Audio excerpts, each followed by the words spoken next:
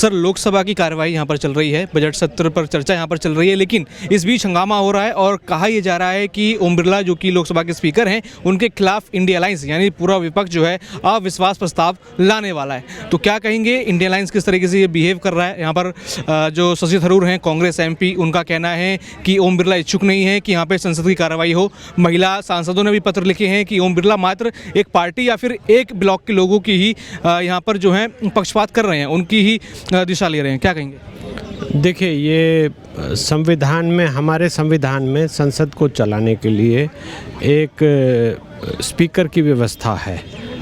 अब आप देखेंगे पिछले 20-30 सालों से ऐसा हो रहा है कि जो मेजॉरिटी पार्टी होती है, अब शुरू से ही ऐसा होता है कि जो मेजॉरिटी पार्टी होती है, जो भी जिसकी भी सरकार बनती है, स्पीकर उन्हीं के हिसाब से चुना जाता है और ज़्यादातर उन्हीं का होता है, उसी पार्टी का वो होता है। जबकि संवैधानिक व्यवस्था ये है कि स्पीकर जो संसद को चलाने की पूरी प्रक्रिया करते हैं, इसको लेकर उनके पास बहुत लंबा चौड़ा स्टाफ होता है। उसके लिए गाइड बुक है, मैनुअल है और उनके रूल्स बने हुए हैं। जो आप लोकसभा के रूल्स बने हुए हैं, राज्यसभा के रूल अलग से बने हुए हैं।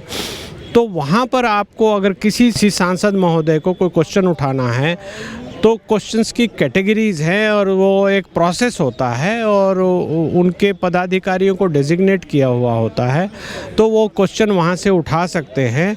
और अब लोकसभा के स्पीकर की ऐसी क्षमता नहीं है कि उस क्वेश्चन को रोक सकता है। स्टार्ड है, अनस्टार्ड है, 0 आवर का क्वेश्चन है, बहुत सारे आप देखेंगे तो बहुत सारे प्रोविज़न हैं इसको लेकर, और वो रूल बुक से ही गाइड होता है। जो अब ऐसे सांसद बचे ही नहीं जो रूल बुक का हवाला देकर और क्वेश्चन इस तरह से फ्रेम करते थे। अब तो सांसद ऐसे हो गए हमारे देश में, ये हमारे देश का दुर्भाग्य है कि हम ऐसे लोगों को चुन रहे हैं जो रूल बुक को पढ़ने की बजाय, जो देश से संबंधित सवाल है उसको उठाने की बजाय, वो सिर्फ कोरी बकवास की बातें करते हैं, विरोध करते हैं, बिना सिर पैर की बातें बोलते हैं और ये भी बोलते हैं कि बेरोज़गारी इतनी बढ़ रही है, ये देश कमज़ोर हो रहा है, ये हो रहा है। जबकि सच्चाई ये है कि देश में जो हो रहा है वो सबको दिखाई दे रहा है, इसीलिए सरकार चुनी जाती है। तो ऐसे सांसद जो हमारे संसद में घुसे हैं, वो अपना काम करने की बजाय ये कहीं ना कहीं एक पॉलिटिकल ड्रामेबाजी करना चाहते हैं, जिसके कारण ये ऐसा होता है। तो जो लोकसभा के स्पीकर हैं उनको दिखाई दे जाता है, फ्लोर पर बैठे हैं तो उनको पता लग जाता है, दिखाई दे जाता है कि कौन सांसद किस तरह से क्या करना चाह रहा है, तो वो उनको रोक देते हैं। और जो टाइम एलोकेटेड है, सब कुछ रूल बुक से गाइड होता है, तो जो टाइम एलोकेटेड है उस टाइम में अगर आपने कुछ नहीं किया तो अब क्या कर सकते हैं, तो वहाँ पर तो स्पीकर को रोकना ही होगा आपको। तो ये अब कहते हैं कि वो स्पीकर ही बायस्ड हो गए हैं और हम इनके खिलाफ नो कॉन्फिडेंस मोशन चलाएंगे। ये बहुत अच्छी बात है, हमारे संविधान में इसका भी प्रावधान है। आप बिल्कुल नो कॉन्फिडेंस मोशन चलाइए, सब कुछ कीजिए। अगर लोग वोट दे देते हैं कि स्पीकर बायस्ड हैं तो स्पीकर को हटना भी चाहिए, ऐसा नहीं है, लेकिन उस पूरी प्रक्रिया को कीजिए। सिर्फ आप एक रिचुअल बनाने के लिए या एक पॉलिटिकल ड्रामा क्रिएट करने के लिए ऐसी बातें बोल रहे हैं, ऐसा करना चाह रहे हैं, तो ये गलत है और ये रुकना चाहिए। मुझे ऐसा लगता है कि ये रुकना भी चाहिए। अच्छा, विपक्ष के नेता राहुल गांधी ने आरोप लगाया कि जो राष्ट्रपति के अभिभाषण पर धन्यवाद प्रस्ताव होता है वो नहीं करने दिया गया, उसमें नहीं बोला गया। लेकिन ये भी हमने देखा कि कैसे वो जो पूर्व सेना प्रमुख जनरल हैं MM नरवणे, उनकी किताब जो भी पब्लिश नहीं हुई है, जिस पे अभी रोक है, जो भी कहीं ना कहीं कार्रवाई के तहत अभी चल रही है, सरकार भी देख रही है, उसको वो कोट करते हैं तो उस पर विवाद होता है। उसके बाद ये सारा विवाद लगातार खिंचता है। तो आप क्या मान रहे हैं कि विपक्ष कहीं ना कहीं एक समय खराब कर रहा है या फिर उन मुद्दों को छेड़ रहा है जो अभी है ही नहीं?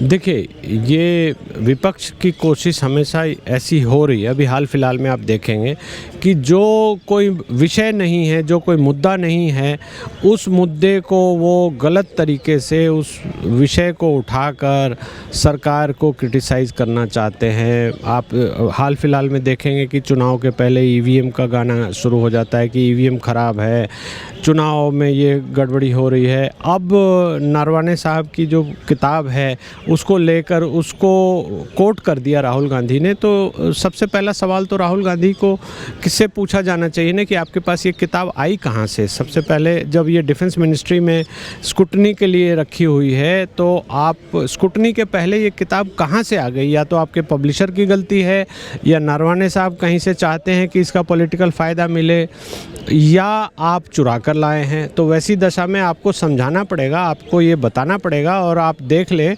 जो भी इन्होंने संसद में जो भी बोला है तो इन्होंने कभी नहीं बताया, कहीं नहीं बताया कि ये किताब इनके पास आई कहाँ से है और इस किताब के उदाहरण ये कैसे दे रहे हैं, कहाँ से दे रहे हैं। तो ये एक सवाल है जो इनसे पूछा जाना चाहिए। अब जो भी ये उस पर राजनीति करना चाह रहे हैं, उसका सिंपल सा जवाब है कि जब सरकार ने बोला कि आप अपने हिसाब से कार्रवाई कीजिए तो कार्रवाई करना चाहिए। अब होता क्या है कि अगर सरकार कहे कि आप ऐसे कीजिए वैसे कीजिए तो फिर यही राहुल गांधी बोलेंगे कि सरकार इंटरफेयर कर रही है, आर्मी को भी अपने हिसाब से चला रही है वो करें।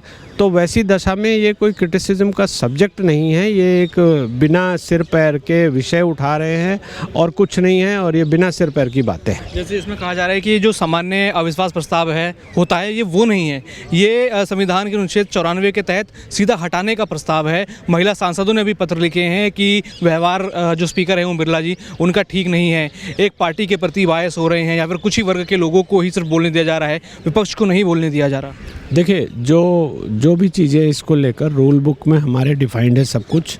रूल बुक के अनुसार अगर ये काम नहीं कर रहे हैं तो बिल्कुल आपको, हर सांसद को अधिकार है कि इनके ऊपर ब्रीच का नोटिस दे।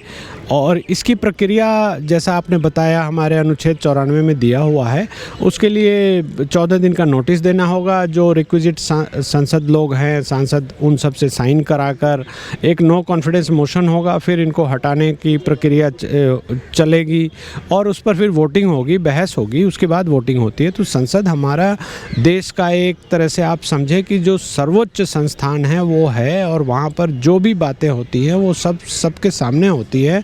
और हमारे देश के जो भी चुने हुए रिप्रेजेंटेटिव हैं, जो भी राज्यसभा लोकसभा के लोग हैं, और संसद की अपनी प्रक्रिया है, तो उस तरह से वो होना चाहिए। इसमें कहीं कोई गड़बड़ी नहीं है। अगर उनको लगता है, अगर महिला सांसद बोल रही हैं कि हमारे साथ गलत व्यवहार होता है, तो उनको दिखाना पड़ेगा, बताना पड़ेगा, और तब जाकर ही ये चीज़ प्रूव हो पाएगी। वैसे उनके कहने भर से या उनके इल्ज़ाम लगाने के वजह से ही इनको हटा दिया जाए, ऐसा तो जस्टिफाइड नहीं है। ये हमारे संवैधानिक व्यवस्था की एक बहुत बड़ी चूक होगी। क्या लगता है 240 प्लस सांसद हैं, इसके लिए कई अधिक 200 सांसदों की ज़रूरत है इस प्रस्ताव को लाने के लिए। यहाँ अभी कई खेमों में इंडिया अलायंस बैठा हुआ है। कांग्रेस तो एकजुट दिख रही है, लेकिन सपा और टीएमसी यहाँ पर एकजुट नहीं दिख रही, क्योंकि उनकी तरफ से भी कोई ऐसा बयान नहीं आया। देखिए, बयान नहीं आया, ये एक राजनीति है। और एंड ऑफ द डे आप देखेंगे कि हाउस के फ्लोर पर जब वोटिंग होगी तो कितने लोग यस कहते हैं, कितने लोग नो कहते हैं। अब उसके पहले का जो भी नाटक है, जो भी नो कॉन्फिडेंस है, वो ये कर ले, लेकिन मुझे नहीं लगता कि ये कहीं भी सक्सीड कर पाएंगे, या कहीं भी इनको कोई सपोर्ट।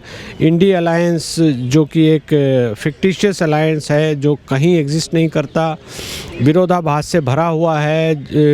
कोई सेंटर में कोई सपोर्ट कर रहा है, कोई स्टेट में सपोर्ट कर रहा है, कोई स्टेट में विरोध कर रहा है। तो इंडिया अलायंस को ये सब चीज़ें अपने घर में झांक कर देखना होगा, तभी जाकर ये बात पूरी हो पाएगी। और जो ये नाटक करना, पॉलिटिकल नाटक करना चाहते हैं, वो किसी हालत में इस संसद में तो होता हुआ नज़र नहीं आ रहा मुझे। क्या मानते हैं जो स्पीकर हैं ओम बिरला जी, क्या उनकी दिलचस्पी नहीं है ये सदन को चलाने में? क्योंकि ये बयान कांग्रेस के एमपी शशि थरूर का है कि वो दिलचस्पी नहीं रखते कि संसद आगे चले या कोई और बातचीत हो। देखिए, शशि थरूर अपने विचार उस तरह से प्रकट कर सकते हैं, हो सकता है उनका पॉलिटिकल एजेंडा हो, लेकिन भारत की जनता भी संसद की कार्रवाई जो लाइव स्ट्रीमिंग होती है उसको देखती है, मैं भी देखता हूं। तो मुझे ऐसा लगता है कि वो ओम बिरला साहब संसद को बहुत अच्छे से चलाना चाहते हैं। इस बीच में उनको बहुत पेंस लेते हैं और इसलिए उनकी झड़प भी अक्सर हो जाती है, और वो रूल बुक के हिसाब से चलना चाहते हैं। तो जाहिर सी बात है कि जो लोग रूल बुक से नहीं चलना चाहते उनको पेट में दर्द होगा, और वो चाहेंगे कि ओम बिरला यहाँ से हट जाए, ताकि हम अपने हिसाब से यहाँ जो संसद का कीमती समय है उसको ख़राब कर सके और अपनी राजनीतिक रोटियाँ सेक सकें।